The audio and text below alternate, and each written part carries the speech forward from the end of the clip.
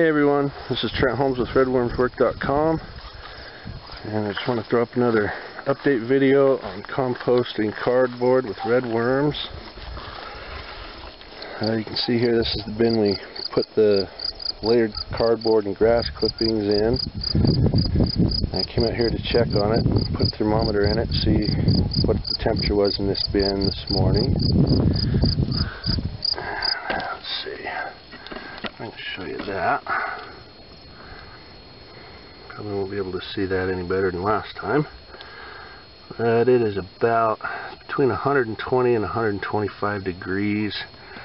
So this material is still pretty warm. Probably too warm in the middle there for the worms to get into. But I noticed when I came out here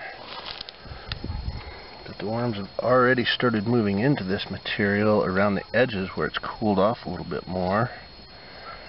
You can see them there. And they're just having a field day.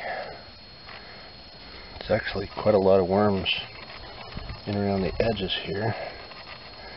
And I already found quite a few cocoons in here as well.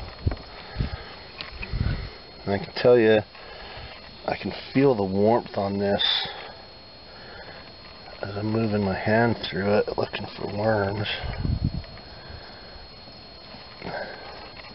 But it's cooled down enough in the corners and around the edges for the worms to move in, and just the moment it gets cool enough, they move out of the other bins around the sides here and into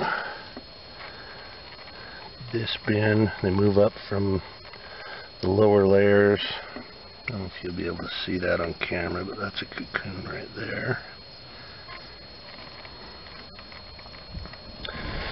So this material is still pretty warm, but around the edges where it's cooled off more, the worms have already moved into it. They're already digesting it, turning it into worm castings and worm compost. Let's see if we got any out here toward the middle where it's still pretty warm. I doubt it, but maybe. Oh, there's a couple in there. You can probably see that I had some old Holy t-shirts and a couple of pairs of jeans that were wore out.